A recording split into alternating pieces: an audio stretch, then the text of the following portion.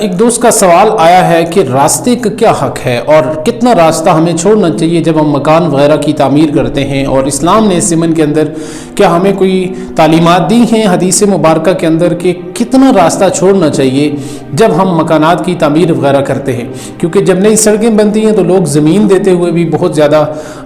مسائل کا شکار بنتے ہیں۔ تو اس ضمن کے اندر ہمیں حدیث مبارکہ کے اندر کچھ چیزیں ملتی ہیں، آئیے ان کو سماعت کرتے ہیں۔ سب سے پہلے اللہ کے رسول صلی اللہ علیہ وسلم نے ارشاد فرمایا کہ جب بھی راستہ چھوڑنے کی بات آئی تو فرمایا کہ اجعلوا الطریق سبعۃ اذرع،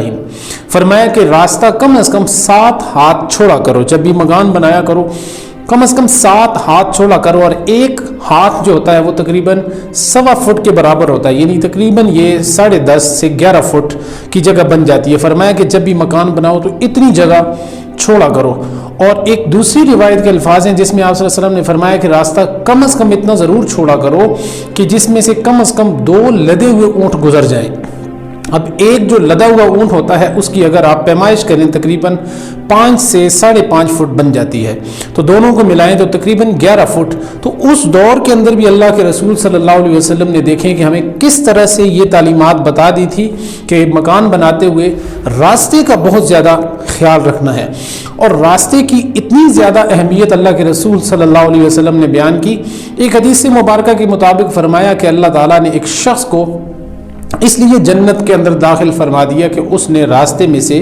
کسی تکلیف دہ ٹہنی کو دور کر دیا تھا، اور ایک دوسری روایت کے الفاظ نے فرمایا کہ اللہ تعالیٰ ایک شخص کو اس وجہ سے جنت عطا فرمائے گا کہ اس نے راستے میں سے کسی درخت کو کاٹ دیا تھا جو لوگوں کے لیے تکلیف کا باعث تھا۔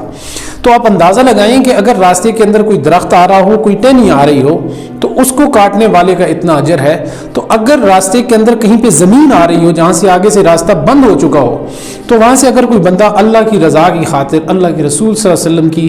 رضا کی خاطر اگر وہ زمین وہاں پہ دے دیتا ہے تو اندازہ لگائیں کہ اس کے درجات جنت کے اندر کتنے بڑھ جائیں گے۔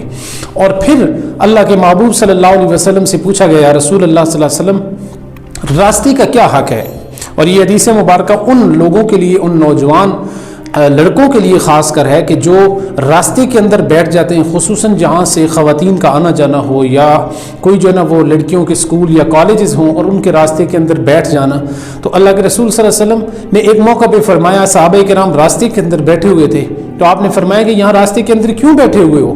اور یہاں سے اٹھ جاؤ۔ تو صحابہ کرام عرض کرنے لگے، یا رسول اللہ صلی اللہ علیہ وسلم ہم تو یہاں پہ نیکی کی دعوت اور بھلائی کے کاموں کے لیے بیٹھے ہوئے ہیں۔ آپ صلی اللہ علیہ وسلم نے فرمایا کہ اگر ایسا ہی ہے تو پھر راستے کا حق ادا کرو۔ اور راستے کا حق کیا ہے؟ یا رسول اللہ راستے کا حق کیا ہے؟ فرمایا راستے کا حق یہ ہے کہ غض البصر ورد، اور اس کے بعد فرمایا وکف الاذى ورد السلام وامر بالمعروف ونہی عن المنکر۔ اللہ کے رسول صلی اللہ علیہ وسلم نے فرمایا کہ راستے کا حق یہ ہے کہ سب سے پہلے تمہاری نگاہیں نیچے ہونی چاہیے۔ ہماری نگاہیں اٹھتی ہی جاتی ہیں، کوئی کسی کو جب تک ہم پوری طرح سے راستے سے گزرتے ہوئے، خاص کر خواتین کو ہم نہ دیکھ لیں تب تک ہمیں سکون نہیں آتا، جبکہ حدیث یہ بتا رہی ہے کہ جب راستے سے گزرو، راستے کا حق یہ ہے کہ تمہاری نگاہیں جھکی ہوئی ہونی چاہیے۔ اس کے بعد فرمایا وقف الاذى، اور تکلیف دہ چیز کو دور کرو۔ تمہاری وجہ سے راستے میں کسی کو تکلیف نہ ہو، تمہارے کھڑے ہونے سے، تمہارے وہاں پہ باتیں کرنے سے، یا تمہارے آپس میں لاو و لعب کی باتیں، محفلیں سجانے سے کسی راستے سے گزرنے والے کو تکلیف نہ ہو۔ پھر فرمایا ورد السلام، راستے میں اگر کوئی مل جائے تو اس کو سلام کرو۔ اور اس کے بعد فرمایا نیکی کا حکم دو اور برائی سے روکو، یہ راستے کا حق ہے۔ اب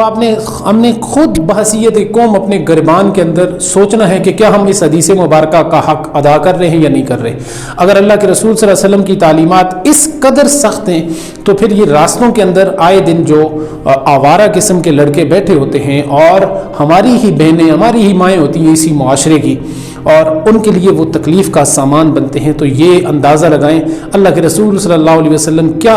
اس بندے کے بارے میں سوچتے ہوں گے کہ جو اس قدر گر چکے ہیں کہ وہ اپنی ہی قوم کی بہنوں بیٹیوں کی عزتوں کو پامال کرنے کے لیے ان کے اوپر آوازیں کستے ہیں، ان کی عزتوں کو